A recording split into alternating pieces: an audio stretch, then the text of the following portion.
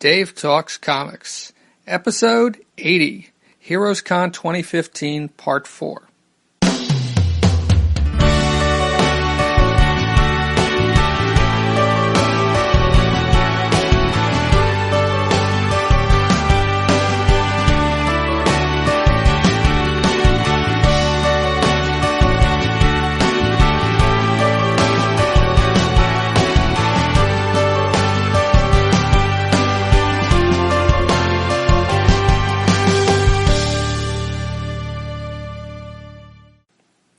Welcome to Dave Talks Comics, a program on the subjects of comic books and cartoons, and comic book conventions.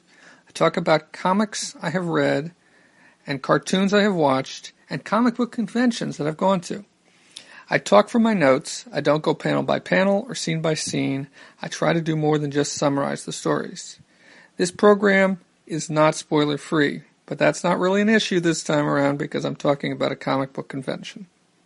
So on this episode, I'm going to be talking about the third and final day of HeroesCon 2015. I'll be talking about a little bit of shopping I did, a couple trades I bought, some single issues I picked up, some of the people I talked to, a couple different podcasters, not together but separately, Mike Myers of the Geek Brunch Retrocast, and Adam Daughhetee of the Dollar Bin. I'll be talking about the one panel I went to on Sunday, which was the Color Influences panel. Talk a little bit about con fatigue. I'll talk about the meals I had. And I also talk about my abortive attempt to drive home. And as you listen to the episode, you'll get an idea of what I mean by that.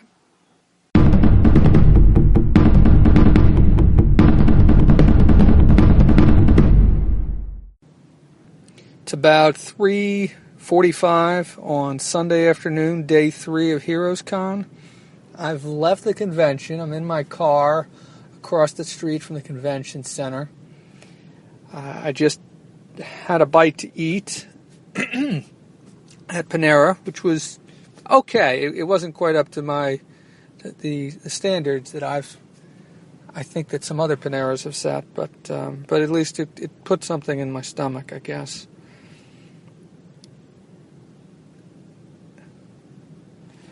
I started the day with breakfast at the original Pancake House. I had ham, eggs, pancakes, and apple juice. I had a little bit of trouble getting there due to some construction work and the fact that I kind of got off. I didn't follow the directions that the mapping app was giving me. Instead, I turned off at the wrong place. It was kind of like I took the right exit, but then the exit split, and I took the wrong split. And so I went past it, but then I couldn't make the turn to get into the parking lot because the road was divided. And so I ran around in circles a couple times before I finally figured out where I needed to be. But in the end, I got there. I don't know, I drove an extra half mile or something like that. When I got to the show, I did a little bit of looking for... I went through some more bins, looking through trades and comic books. I try not to spend too much time doing that. Certainly did some of it. I picked out 2 trades. One is, I think, considered a classic or a modern classic, and that's Ghost World by Daniel Clowes. I found a copy for $5, so I figured, why not? It's something that, is talked about as one of those, very important works of modern independent comic books. And I haven't read anything by him, so I figured I might as well give it a try. It's a little bit beat up. Some of the pages towards the back looked like they were stained and stuck together from coffee or something, maybe food. I'm not sure. But I can't argue with $5. For the most part, it's in decent shape. I also picked up a volume of Hellblazer, Red Sepulchre. I've never read Hellblazer. This is another blind spot for me. I know Hellblazer ran for over 250 issues or something like that. I think it was the longest running Vertigo series. And the concept, supernatural detective always sounded kind of interesting. But I was always intimidated by it because I never knew where to dive in, where to begin. And so just by picking up a volume which looked kind of interesting, I figure it probably doesn't matter where you begin, unless you're a completist. At another dealer's tables, another dealer had a whole bunch of sets of comics, and I went through a bunch of them, and I picked out one thing, and that was the Demon miniseries by Matt Wagner from 1987 or something like that. I meant to look that up, but certainly from the late 80s, I'm pretty sure. I think I talked about some ads from that when I was talking about Dennis Cowan and Denny O'Neill's run on The Question, which I read like the first 12, 13 issues of, and there were some ads, I think, in the back of one of those, including ads for Matt Wagner's Demon miniseries. I took a quick flip through it. Looks interesting. I see there's the rhyming speak, so I'm not sure how soon I'll get to that. Hopefully I'll do better than I have with some of these other books where it takes me a whole year or more to get around to reading them. I was feeling a bit exhausted at this point. I don't know. I felt like I was trying to hold back on buying more or spending more money. I was avoiding the artist tables because I just didn't want to deal with sales pitches. And I was trying, and it wasn't easy to go through all those boxes of comic books and trades without picking things out. I've gotten much better about it, but I still feel this ennui. Don't know, over, so it was, and I think it's just the cumulative effect of walking around for 3 days at a show like this, and, maybe I'm just getting old. I don't know. I'm 45, but maybe I'm just getting a little too old to be spending 3 whole days at an event like this, or maybe I need to change something about my approach.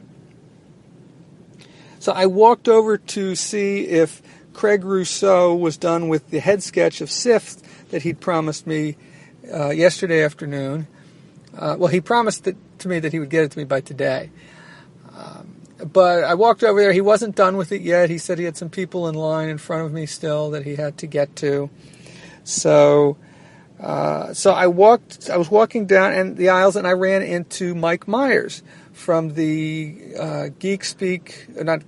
from the Geek Brunch Retrocast, and the Geek Brunch Retrocast is what I listen to him on. I know he does a bunch of other podcasts, including the regular Geek Brunch podcast, the the Valiant podcast, or Valiant Comics podcast, DC Noise, I think. I don't listen to all those. Some of them are kind of long, kind of like Geek Brunch Retrocast can be.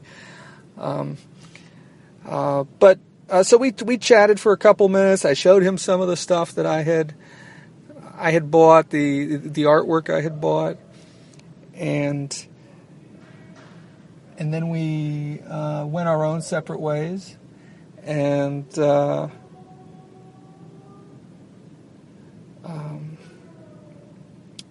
I went to a couple panels not too long after that. I didn't stay very long for either one of them.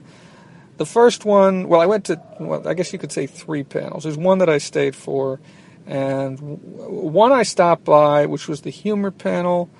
There was one person on there, Andy Siriano, who I bought stuff from on Friday, and I don't know what I was expecting, but I certainly wasn't expecting, I don't know, there was just a lot of people laughing uproariously, it seemed like, at whatever stories the panelists had to offer. I walked in a little late.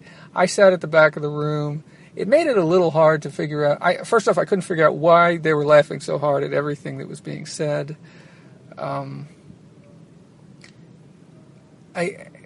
didn't completely understand that. It felt like kind of like people thought, well, this is a humor panel, so it should be funny, so we should laugh. I'm not sure. I feel like I'm sounding like a bit of a party pooper when I say these things, but that's just how I felt about it. So after about 10 minutes, I got up and left. The next panel that I stopped at, actually, I got there just before it was supposed to begin, but only the host and one of the panelists were there. And the reason why I stopped by that panel, it was the all ages panel, and the reason why I stopped by there was I knew that Adam Daughhetee of the Dollar Bin was hosting that panel, so I wanted to stop by and say hi since I hadn't really seen him. I'd seen him in passing. I mean, I'd seen him walk past me, basically, at one point, talking to somebody. So I wanted to stop and say hi as long as I was down there. I'm sure that he and Sean will be back up for SPX in the fall, and I may see them there, but I figured as long as I'm down in Charlotte, I should stop by. So we talked for a few minutes, and then the other panelists showed up, and the panel was going to begin. Now, that panel was beginning, I believe, at 1, and I wanted to go to a panel at 1:30, so I didn't want to sit in there and then leave, so I just left at that point. It seemed convenient. The other panelists showed up. He started talking to them, and so I just kind of quietly left the room. I went down to the arcade. No, not the arcade, but one of the open areas. Not the showroom floor. I got a seat. I checked my messages. I checked Twitter to see what was being tweeted out. Some of the images of stuff that people had bought been tweeted out, and I did that for about 10 or 15 minutes. I think I tweeted out one more image that I had, the Odin sketch that I had bought.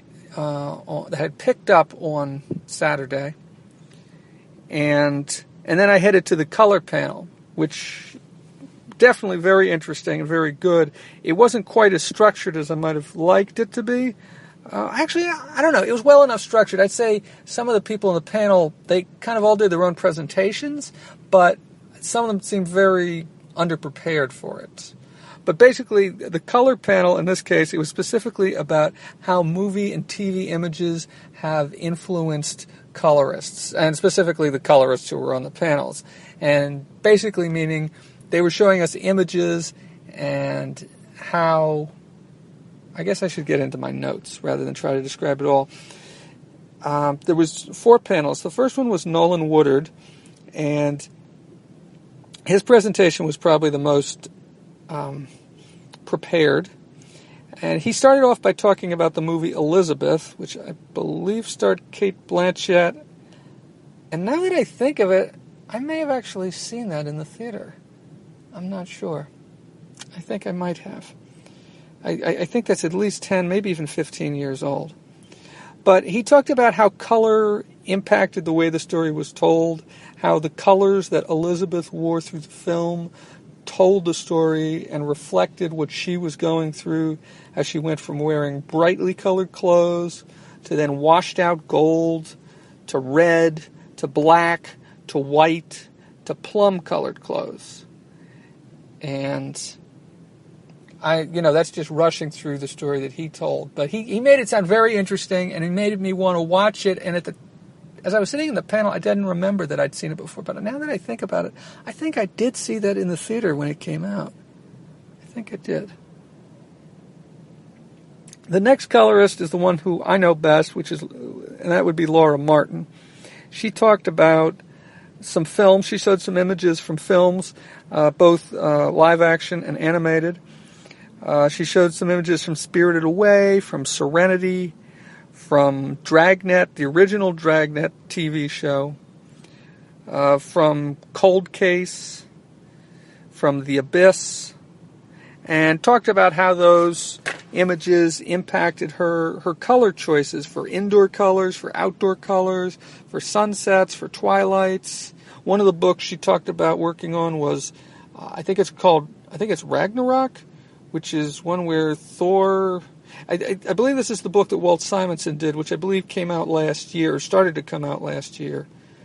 So it's not Marvel's Thor, but it's a different Thor. And Thor, I guess, survives Ragnarok and comes back to a world that he doesn't recognize or something like that. But it's all supposed to be very gray. But, I mean, one thing that she talked about and the other colorist agreed with was how it can be... When the writer says that basically... everything's the same all the time, in other words, it's constant twilight. It's constant, grayness. How are things supposed to pop in a situation like that? It could get very boring, and then it's really up to the colorist there to make choices, to do things, to make the story interesting. The next colorist was Dave McKeag, and he talked about his work on Superman and American Vampire. He talked about Oh Brother, Where Art Thou, and that was the first color remastered film. And I guess where they digitally went in and redid the color in the movie before releasing it. He talked about how studios, one of the latest trends is to use teal and orange to make things pop, and he showed images, I think, from the new Mad Max film, Fury Road, and there were some other things. I can't recall what they were. He talked about how in Amelie they added these blue lamps, which were not actually there on set when they filmed it, but they added them to, I guess, add some sort of color effect. And he also, as I said before, he talked about trends in movies, that they shift and change. And so right now, teal and orange is very big, but he also mentioned how when The Matrix came out, how that neon green became very big in movies. And then the final colorist was Brian Reber, and he talked a little bit about how in one story, and I can't remember what comic this was, I want to say it was a Vertigo book, but I'm not certain, or maybe it was a Wildstorm book. But he talked about how he would make the past monochromatic, but then there would be like certain objects that would be in full color. And that, of course, made me think of Schindler's List, which is almost entirely in black and white, but there's just a couple moments there where there's color that are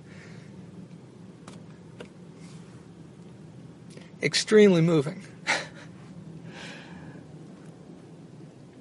Brian Reber also talks about the Iron Giant and how they used the skies in the Iron Giant to set the tone in various parts of the movie, which I thought was quite interesting. And I haven't seen the Iron Giant.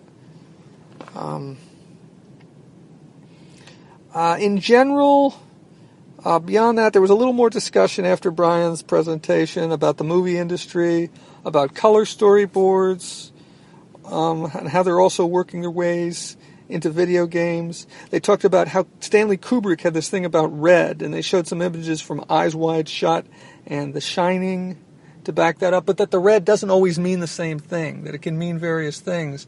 And this was something else that they said, that context matters. You've got to look at what is going on. You can't just assume that red always means the same thing, that it means something bad's about to happen, or that it means something passionate, or whatever.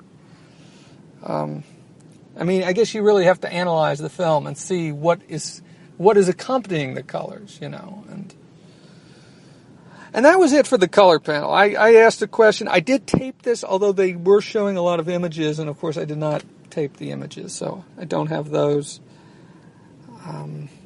After that, I went down the show floor. I picked up the head sketch that Craig Rousseau did for me of Sif.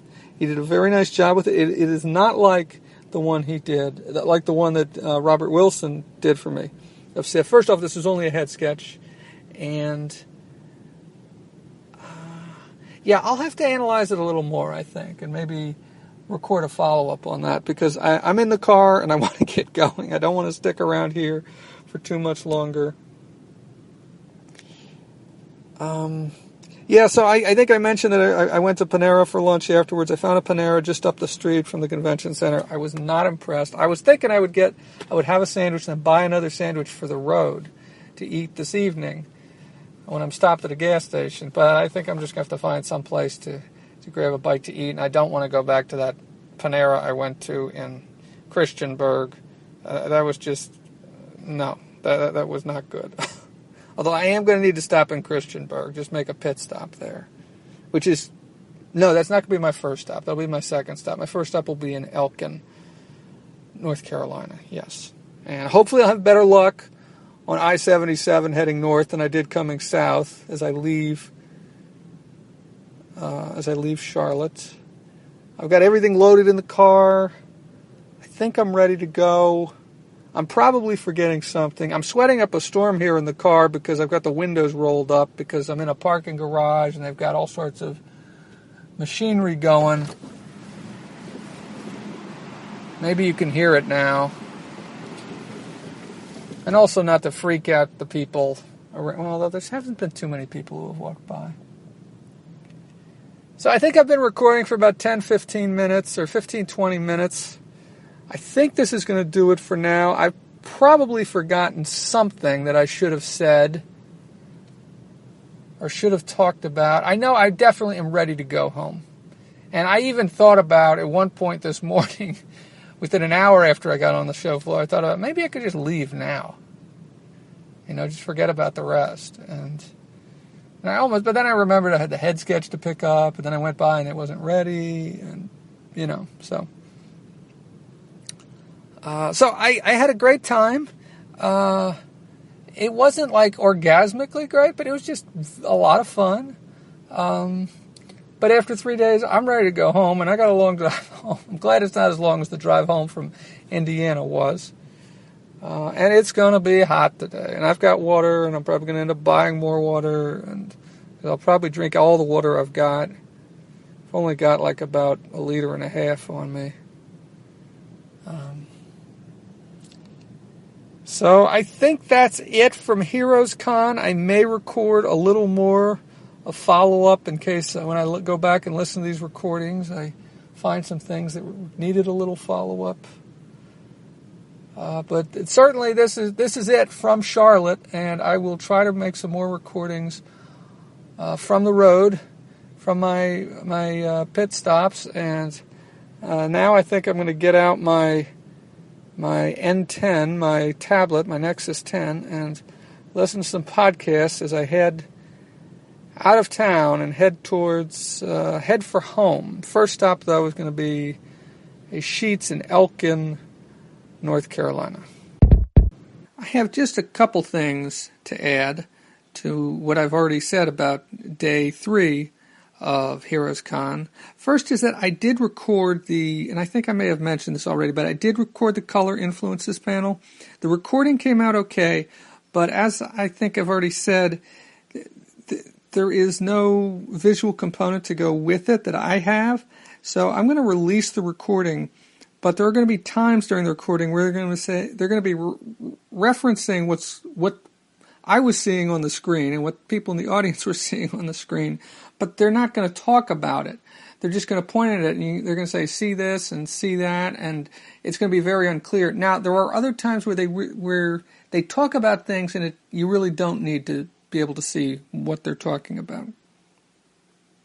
Also, I wanted to talk a little bit about laughter, because I think I mentioned the laughter during the humor panel and how I found it a bit annoying. And when I listened back to the horror panel, I noticed that there was people laughing during that. And for some reason, I didn't find that a problem. I don't know, I guess it was a different kind of laughter, because it's kind of more of a nervous laughter where we're laughing about some of these things, these horrible things, and we know we shouldn't be laughing about them, or we feel as though we shouldn't be laughing about them. At least that's my interpretation, because I know that I laughed at some of these things, or at least smiled or giggled a bit, but so it's just interesting to note how sometimes it doesn't bother me and other times it does. And if I had to put it succinctly, I think I would say that it felt more genuine during it felt more honest, more genuine, the laughter during the horror panel than the laughter during the humor panel, if that makes any sense to you. And finally, I wanted to say something about the commission that I got of Sif from Craig Rousseau. I thought he did a great job with it, and I think it falls into the category of commissions, and I've had this happen at least once or twice before, where when I look at it up close, it doesn't work for me as well when I hold it up close to my face. I really need to hold it back a bit or scan it into the computer and upload it, and then I can see it for what it's worth. I can see it better for what it is.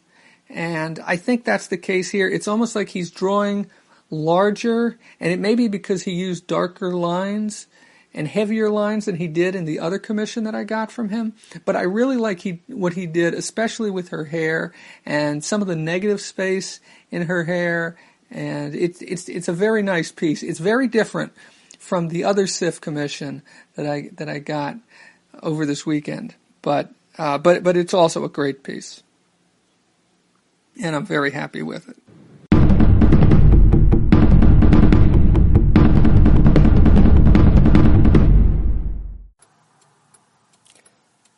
Well, this trip home is turning into a bit of an adventure. Didn't make it to my first rest stop. Was hearing some problems with the car, and I pulled over to a gas station. I checked. I thought it might be one of the tires on the right side. I checked all the tires. I couldn't figure out what was wrong. Problem didn't seem to be the tire pressure. So, got back in the car, got back on the highway. It started making noise again. I didn't get very far, and the front right tire came apart on me. So I'm not sure what I'm going to do exactly. I mean, I have a spare, but I don't know if I can make it home. You know, that's 400 miles, close to it from here. I only made it about 60 miles out of Charlotte. The tire's definitely going to need to be replaced, and I don't know if I can get that done around here at this time of day. On a Sunday, certainly. So I've called AAA. They're sending somebody to help me. Other than that, I'm not sure what to say. So it's about 5:45, 6. Yeah, it's about 5:45. Sitting in my car on the side of the highway waiting for somebody from AAA to show up to help me out with this. I think I'd rather get some expert help here than just try and change the tire, put the spare on myself, and move along from there. Because this front tire really is shredded. I mean, I could see it start to come up as I was driving down the highway. I'm very thankful that I was able to pull over. I imagined something like this might happen. I didn't think I was going to be able to make it home. But, yeah, I'm not sure what I could have done or what I should have done to prevent something like this, other than, I don't know. I'm really not sure. I really don't know if I can drive that far on a beat up tire. I may have to stop someplace up the road and stay there for the night and then get the car fixed tomorrow morning. Not sure. Yeah, I'm just not sure.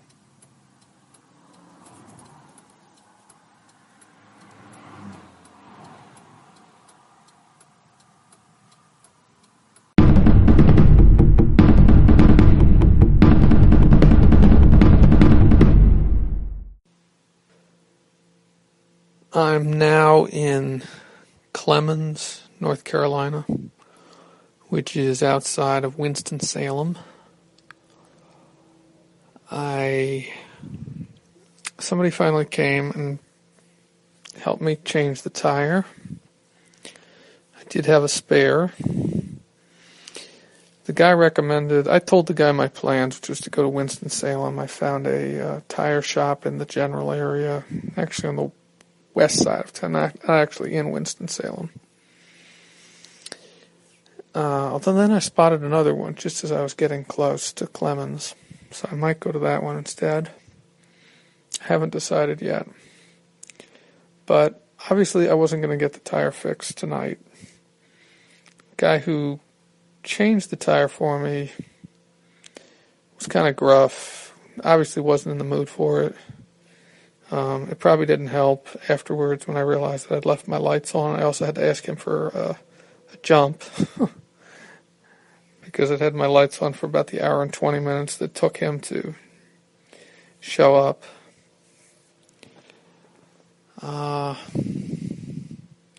Yeah, so that's about how long I was there on the side of I-77, for about an hour and 20 minutes, from about 20 of 6 until about 7 o'clock. I took it easy. You know, I've got one of those little small replacement tires. I had about 60 miles to go, I think, until I made it to this hotel that I'm in right now. Quality Inn, Clemens, Ohio, Clemens, North Carolina. Took it easy. I stopped a couple times along the way just to make sure I knew where I was going, and because I hadn't made any firm plans. In fact, it wasn't until the third stop, just a couple, maybe 10 minutes down the road, before I finally booked a room at this hotel. I was able to use some bonus nights, whatever it was, rewards that I get through Hotels.com, where every 10 nights you get a free night. So it wasn't enough to pay for the whole night, but it was enough to pay for most of it. I think I had to pay another $17 out of my pocket. So the plan for tomorrow is to get up bright and early and go get the tire fixed, go get a new tire. The tire isn't flat. It's just that the tire portion started to come off the inner tube, I guess you'd say. And I pulled over fairly quickly. When I saw what was going to happen. Oh, and part of the fender got destroyed too in the process. Not completely, but the area right around the tire that curves around the front, the right front of the car. The passenger side of the car. So, let's see. I got here around 8, about an hour. It took me about an hour to drive that 40 miles, something like that, you know, including the stops. Checked in, took a shower. Didn't feel like going very far. There was an Applebee's around the corner, so I went there for dinner. Had the Fiesta lime chicken. I'd never been to Applebee's before. Not terribly impressed, but it certainly did the job for me.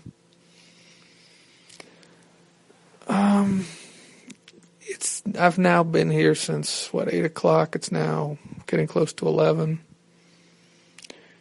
and I guess I'll be going to sleep soon. Get up in the morning and go get the tire taken care of. The original place I think that I was going to go to is about 7 miles away. The other place is only about 3 miles away.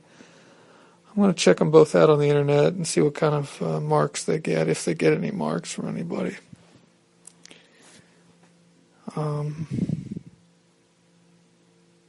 Yeah.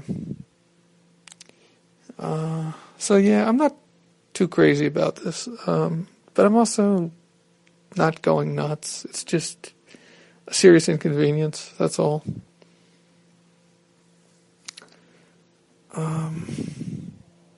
So I probably won't be home till tomorrow night, much earlier than I would have been in the day than I would have been tonight. I mean, at this point, I probably would have been most of the way home. I might have even been on I-66 by now. If not, I'm sure I would have been approaching I-66 by now, getting off of I-81 soon. Who knows where I would have eaten dinner. But anyway, and it's kind of funny because 24 years ago today, I graduated from boot camp at Parris Island, South Carolina, and drove home with my parents, my grandfather, my great uncle, and I think my uncle also. And we stopped in Raleigh, North Carolina. I think we went to a steakhouse there. And then we drove the rest of the way home the next day. And so here I am 24 years later, spending the night in North Carolina, although this time it's unplanned. And it's so interesting. Of course, it wouldn't have helped if I'd stayed in Charlotte, tonight. I obviously had to get the car fixed. I didn't realize how bad a shape the wheel was in. Although I had doubts from, honestly, the time I got on the highway, I thought it was sounding a little funny. And then it just got worse and worse. And it started making a da-dun, da-dun, da-dun, da-dun, da-dun noise when I was driving. And that's when I pulled over. And I wasn't sure how bad it was. I didn't think I was going to be able to make it all the way home. But I couldn't tell what it was. So now I know, although I don't know exactly what happened.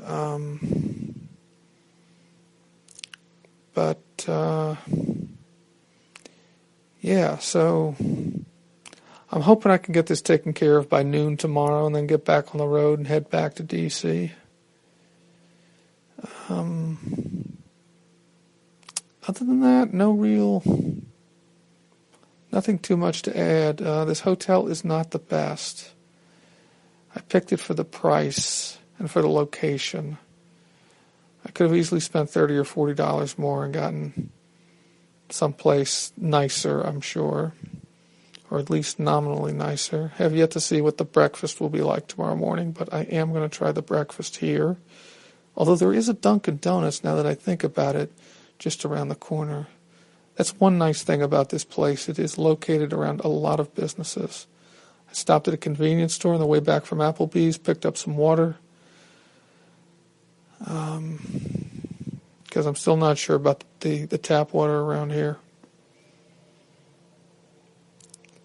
And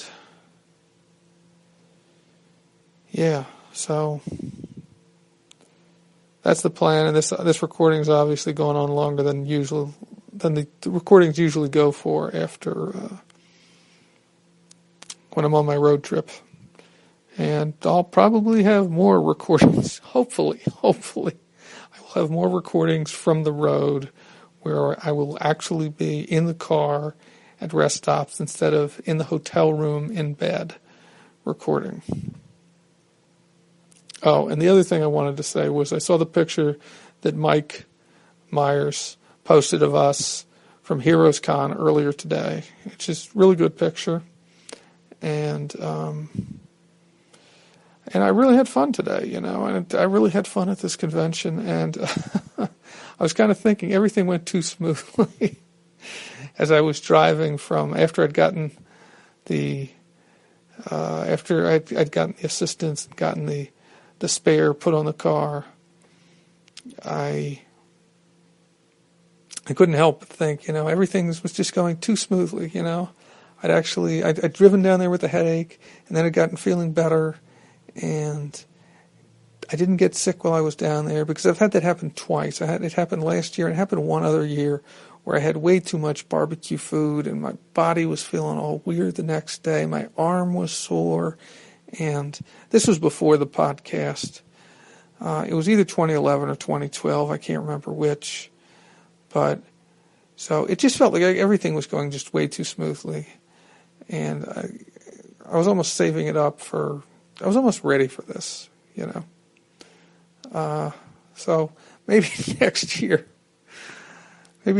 it'll go better.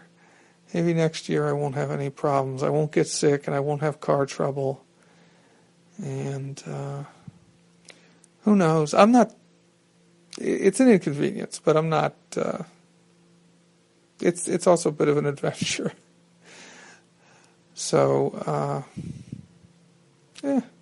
we'll see what happens. And hopefully I'll be recording some more from the drive home from Winston-Salem to DC tomorrow.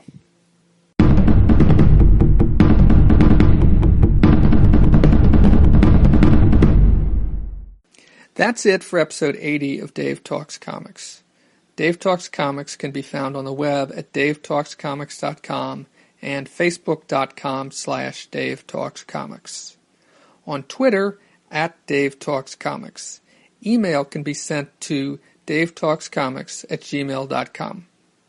Next time on Dave Talks Comics, I'll be talking about my drive home from from Clemens or Winston-Salem, North Carolina to DC. I'm Dave. Thank you for listening.